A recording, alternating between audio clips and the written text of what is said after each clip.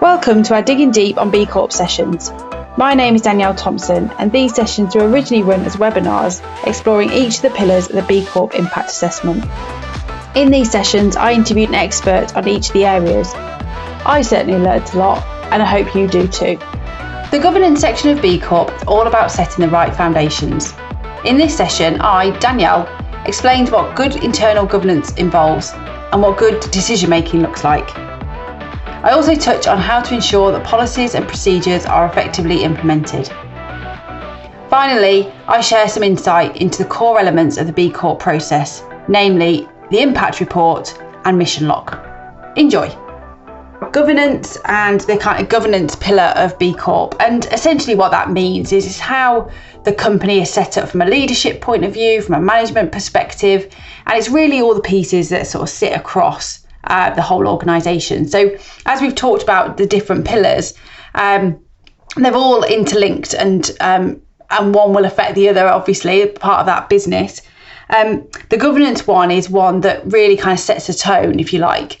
So although it's probably the one that people might skip over because they think it's policies and procedures and it's not that important, actually it really does set the tone for your organisation and how it's going to play this role of being a force for good. So, and without this all in place, then obviously you as a company, your kind of foundations aren't in place, basically. So that's why this pillar is so important, and how it kind of sets up those foundations for the rest of how you're going to approach B Corp.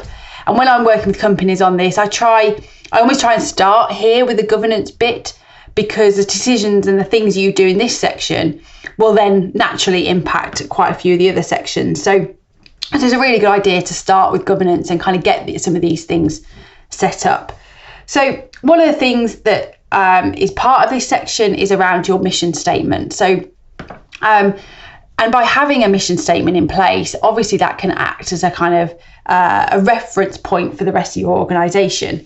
But what's interesting from a B Corp perspective is how your mission statement potentially is looking at the social environmental good that your company can do. So yes, you might have a mission statement that says you want to be the best in the world, or you want to grow, or you want to look after your people is often part of it.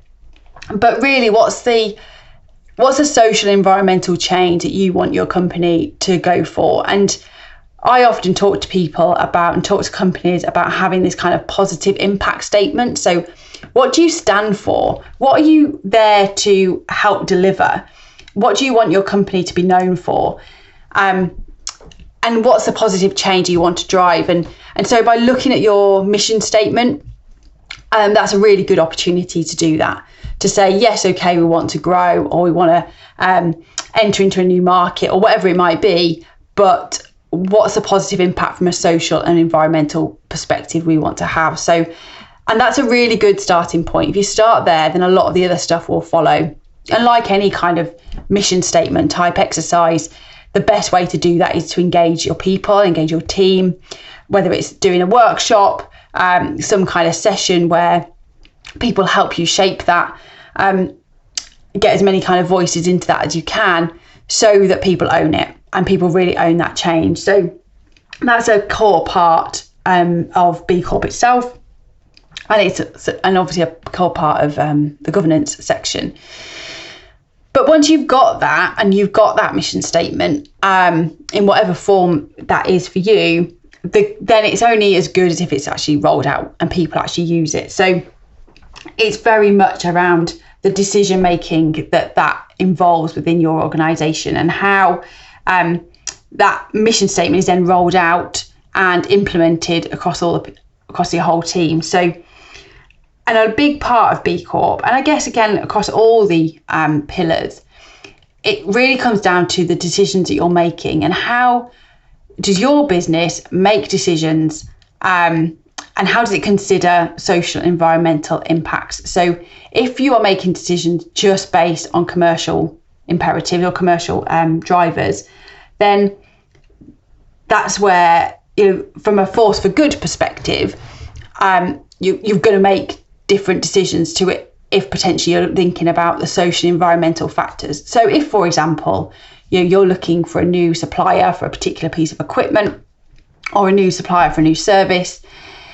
If you just look at the commerciality, you're going to make a very different decision that if you consider the diversity of that company, whether you consider the environmental record of that company, you consider how they contribute to society, that the likelihood is you'll make a different decision because of that. So, and that's where the governance section comes in, is it's about trying to set the tone for that decision-making criteria. So it's sort of saying, how do you make decisions in your business? What's the criteria that you take into account? Is it just about commercials or quality or performance, or do you also consider social and environmental perspectives? That's not just about suppliers. That's about decisions around your people, around your office location, all sorts of things. But it's basically saying, in your organisation, how are decisions made, and how does social and environmental factors play a part in those decisions that you make? So if you're a real kind of force for good company, then part of your culture and part of your policies and processes is to consider social and environmental factors. And how you do that and how you roll that in an organisation will vary. But fundamentally, it's about thinking about those things as well as the commercial factors. And that doesn't mean that you will always, you won't choose the cheapest supplier, but the fact is you will look at those different characteristics and make decisions in a slightly different way. And a key part of that, and this goes again for any organisation, whatever change you're trying to implement, is it then comes down to how that's then recognised and rewarded across your organisation. So are you rewarding customers, are you rewarding employees because they are acting in a way which is in accordance with your overall mission statement and how you want to be a force for good? How are you rewarding people for that? So what is it that's in the job descriptions of your team that help them make those decisions? If they're only measured on hitting sales targets, then nothing is in their job description or in their development plans around consideration of social and environmental factors, then guess what? What are they going to focus on? They're going to focus on sales, regardless of what your mission statement or what your culture book says.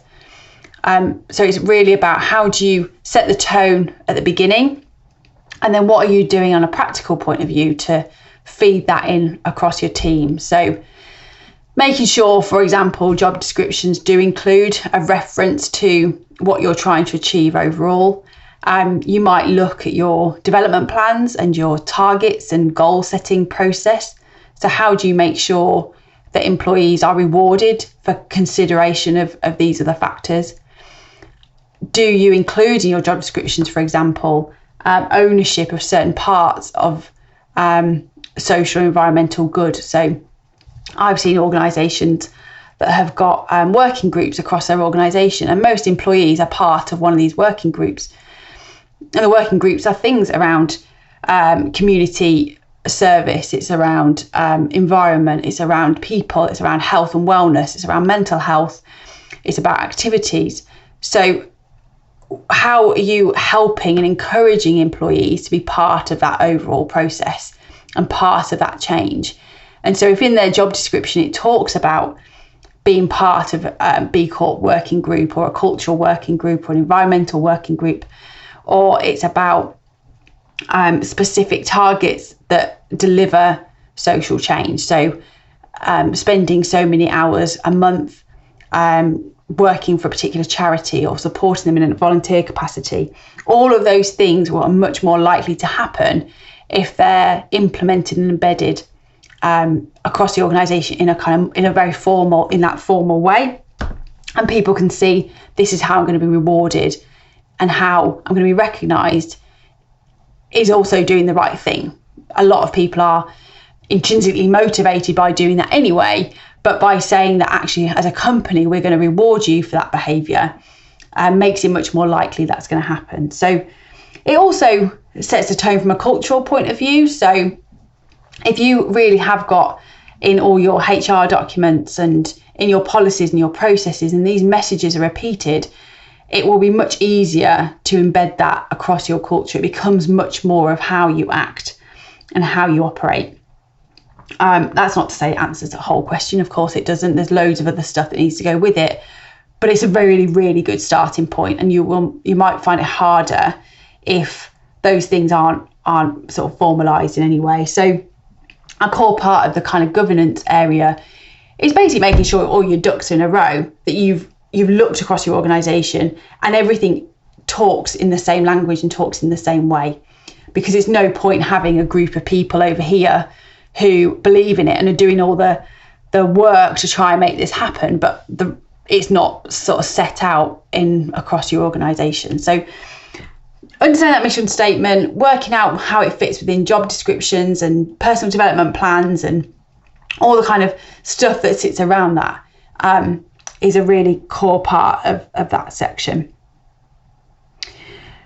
I think one of the other challenges that people face is around the overall kind of company targets and company metrics. So a lot of organisations, not all, but certainly a good chunk of organisations of whatever size will have some kind of goals or KPIs or company metrics that they track and they monitor to make sure that the company is working, is achieving what it wants to achieve.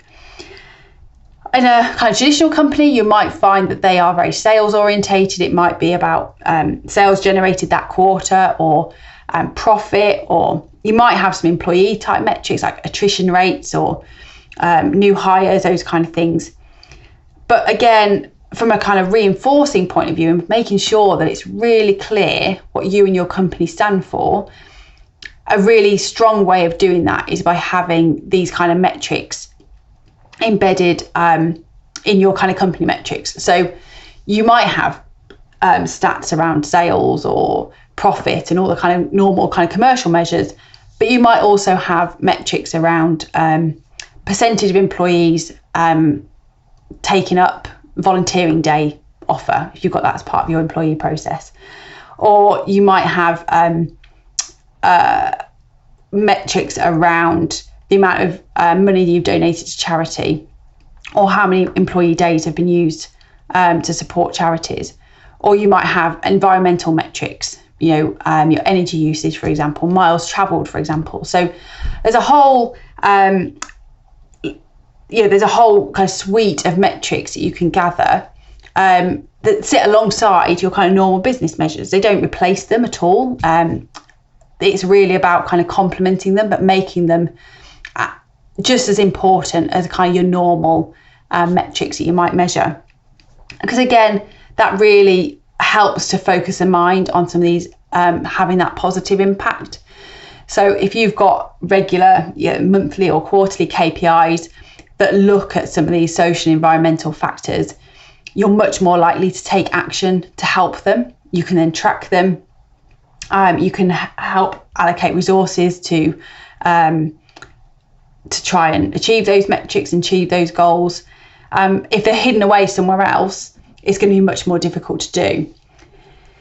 It also kind of sets a tone from a cultural point of view, because if you're saying that measuring our environmental impact and our social impact and how we treat our employees are just as important as our commercial metrics, it's that in itself sends a signal and says, we are a company who genuinely wants to do both of these things. We want to be profitable and commercially successful, but at the same time, we want to do that in the right way. And this is how we're tracking it. So one of the things that I would recommend companies to do is to look at their company KPIs and see how they can weave in more social and environmental metrics into those and report on them the same as you do normal kind of standard metrics.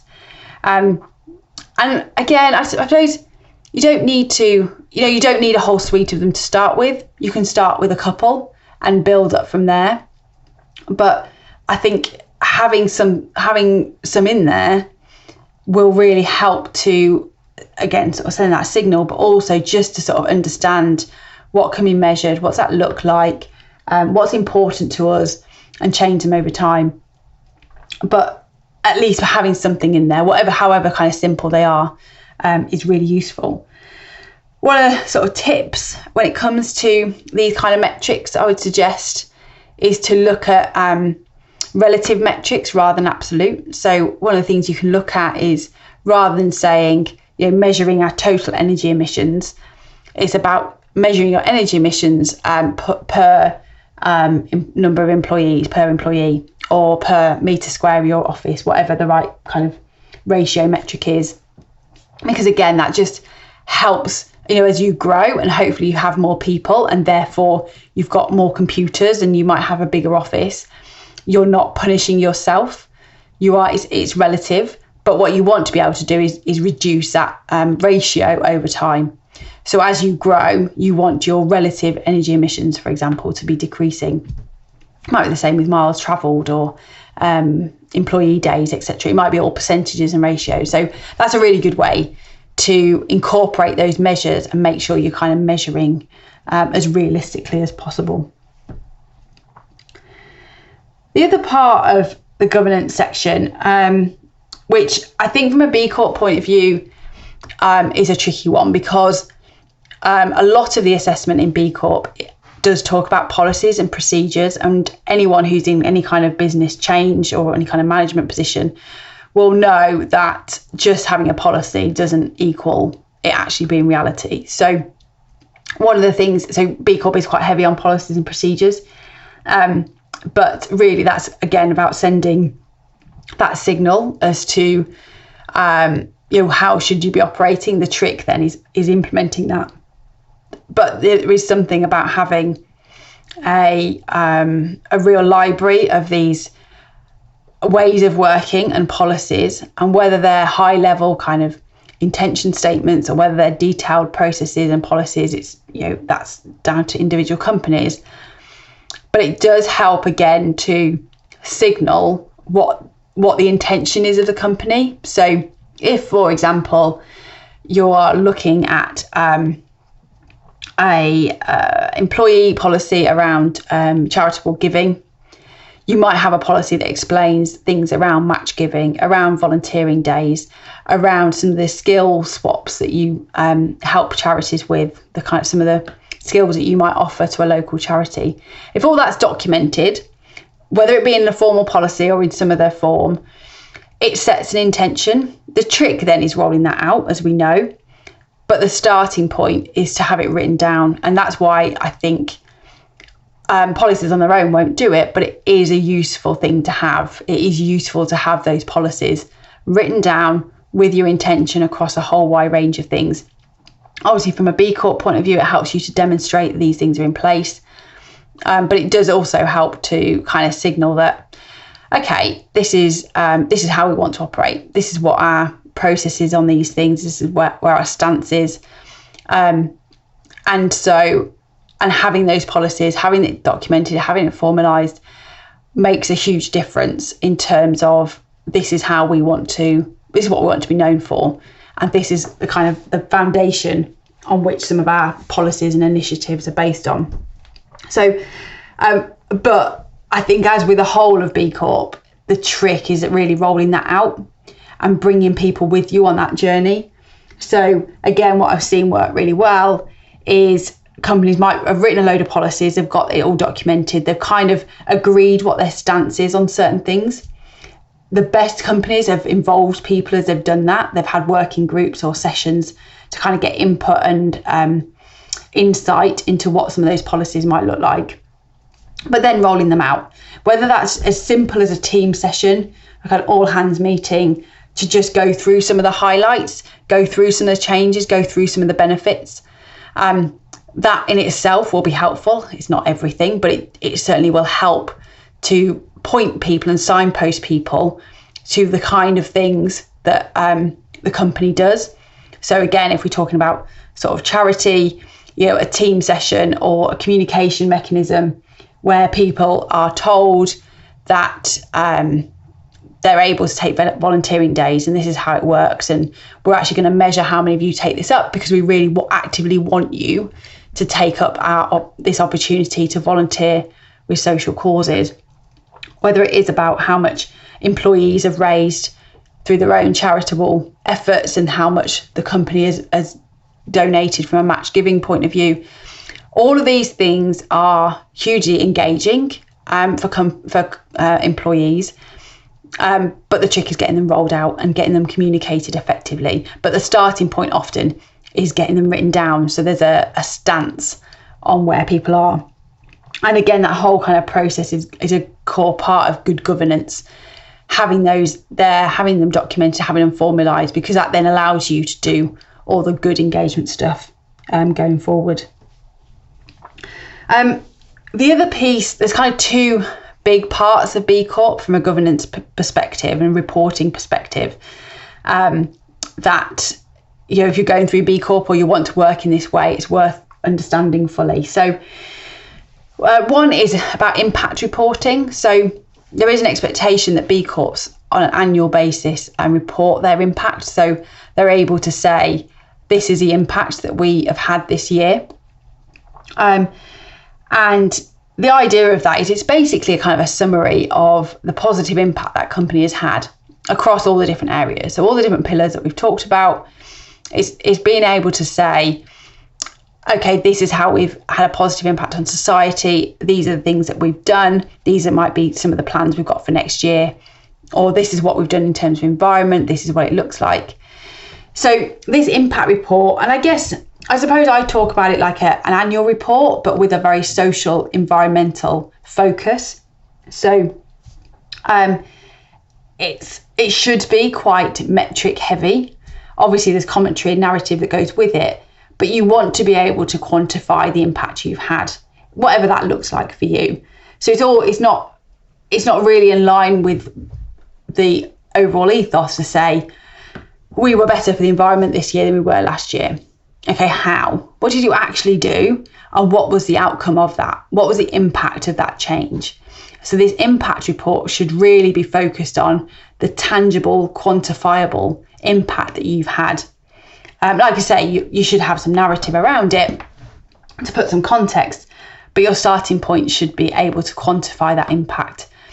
And that really leads on to another part of B Corp and a governance part of it, which is being able to track and measure the impact you're having. So that comes back to the KPIs. So if you've got good solid KPIs that are measured regularly and tracked and monitored and managed, your impact report is going to be much easier to do because you'll already have the data. Hopefully you have improved because you've been managing it, and therefore you can get to the end of the year and you can look back and go, okay, we started here, we're now here, and we can understand what we've done in the meantime to drive that change. And that's the perfect kind of starting point for your impact report. So that again is a process that you as a B Corp needs to go through, but it really should be relatively straightforward if you collected the data as you go. But again, a core part of that is having all those pieces coming together throughout the year and it coming together to be able to say, yes, we've had this impact. But that impact report is really important. And like I say, it's almost like an annual report, but with a very social, environmental lens, because it's all about the positive impact you and your company has had on the world. And it should be quite an exciting, celebratory thing, because hopefully you have had a positive impact, and you want to celebrate that and share that with your team and your customers and your suppliers. But it takes a level of organisation and formality to have the data to be able to do that. So that impact report is really important. It's a really key part of becoming a B Corp, and continuing kind of year on year, and to demonstrate that continual focus on positive impact. And then the last one really is about what's called mission lock. So all B Corps are expected to have gone through some kind of legal change to make it legally binding that their company considers all stakeholders, not just its shareholders. And certainly in the UK, it does vary around the world, but in the UK, the way that is done is by changing a company's articles of association. So every limited company has a set of articles of association, the governing documents that sit behind that organisation.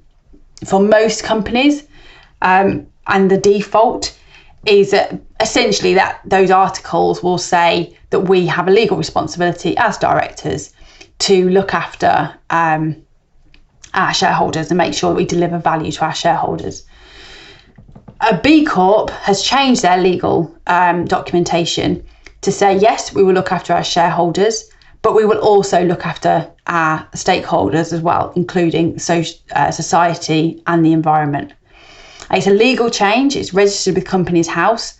Now, actually, from a practical point of view, it doesn't impact the business on a day-to-day point of view. It doesn't stop them offering dividends or change anything from kind of practical perspective.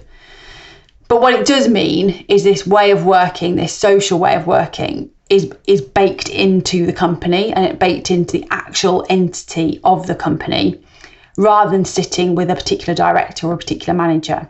So if the company was sold, for example, it would be sold with those articles in place. So it kind of bakes it in, and that's why it's so important. It's a critical part of becoming a B Corp. It's mandatory for B Corps, certainly in the UK, to have gone through that process. So, and again, the reason for that is it sets a legal basis for that company to do the right thing. And there is an act that's being lobbied with government at the moment to make that way of working and those articles potentially to be the default. At the moment, it's not. Companies have to, if you're going through B Corp, have to go through a process to get their articles changed. It's actually a relatively straightforward process, to be honest. It's not a long, convoluted process for most companies, but it is still a change they need to do. Ideally, all companies would have that in place anyway. There is a bit of an argument to say, does changing that make any material difference? Well, not on a practical basis, but it, like I say, it does kind of set the tone for the organisation. It puts it into their kind of the most sort of central documents of their company, and makes it a legal consideration for them to think about society and environment. So it really it's a very strong signal in terms of the company and how it wants to exist.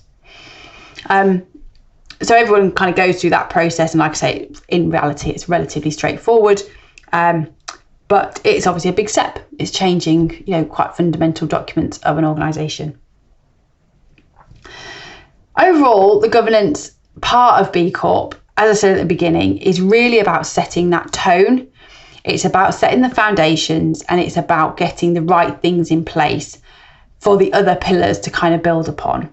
So by having a mission statement that talks about a social and environmental good, by putting in steps to improve decision making when it comes to social and environmental perspectives, when it comes to things like rewarding and recognising rewarding employees, they're all coming from this kind of central premise that we are a force for good. And the governance pillar is there to kind of bring all that together and kind of set up those foundations. So, as I said, this is a section where I would genuinely advise people start from, because it does set that tone, and it helps for organisations to really consider what's the positive impact that they want to have on the world.